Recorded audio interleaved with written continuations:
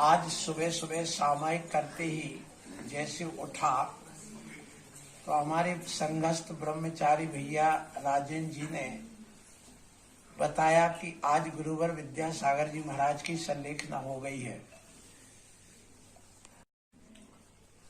उसको सुन करके दुख तो होता है सभी को, थोड़ा नहीं बहुत होता है, क्योंकि जो चीज एक बार खो दी जाती है वो पुनः इस संसार में लौट के नहीं आती है।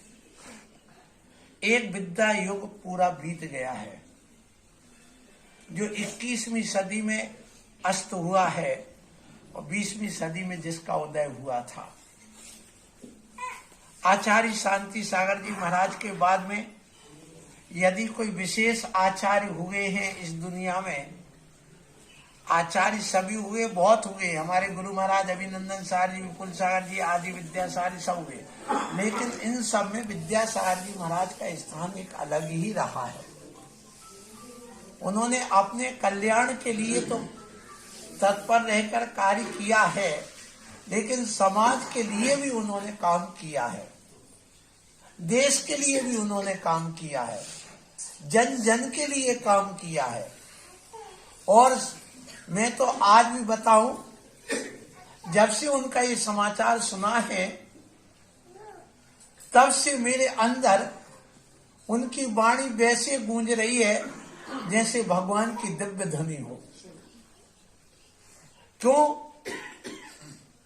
गुरु के वचन और आंवले के गुण, जब आंवला खाओ तो कसायला लगता है, लेकिन उसके ऊपर पानी पी लो तो मीठा हो जाता है वो। इसी प्रकार गुरु जब कुछ कहते तब तो बुरा लगता है, लेकिन बाद में वही अमृत का काम करता। सो मैं आप लोगों से यही कहूंगा कि वो वचन जो गुरु ने दिए हैं, उन वचनों को यदि शिष्य उतारता है तो वह करता है। जब वो साक्षात थे तब वो शब्द अलग थे, और आज जब स्मरण करता हूं तो वो शब्द अलग महसूस होते हैं। उनकी वाणी, उनके शब्द एक अलग ही रहे हैं। उनकी सोच को कोई पा नहीं पाया, उनकी साधना को कोई प्राप्त नहीं कर पाया और न कर सकेगा आज के युग में। तो जिस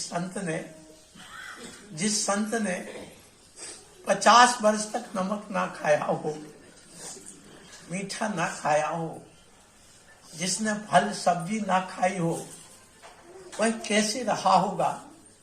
आप लोग विचार करिए थोड़ा। अंत तक डॉक्टर से कह दिया उन्होंने, नहीं, आप बस इतना भर छू सकते हो, उसके अंदर की बात यहां पर नहीं होगी। अब विचार करिए, जिनके पेट में इतनी तकलीफ है, रात भर सो नहीं पाते, ये मुझे डॉक्टर मिस्त्रेश ने बताया,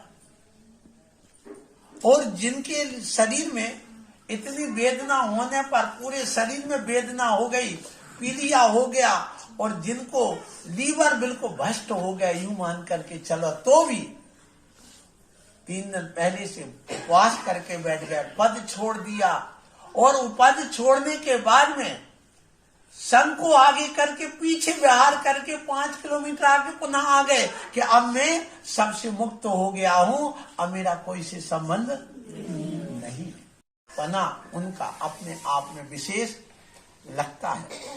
ध्यान रखो, संत चले जाते हैं, ये निश्चित बात है, और देह छूट जाती है, लेकिन उनकी देशना अमर रहती है। इसलिए साधु संलेखना के बाद भी अमर रहता है।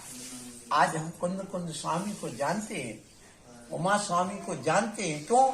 उनकी देशना की वजह से आज उनकी देशना जो आचार्य श्री दे के गए हैं, ये युगों युगों तक रहेगी, इसमें कोई संदेह नहीं है।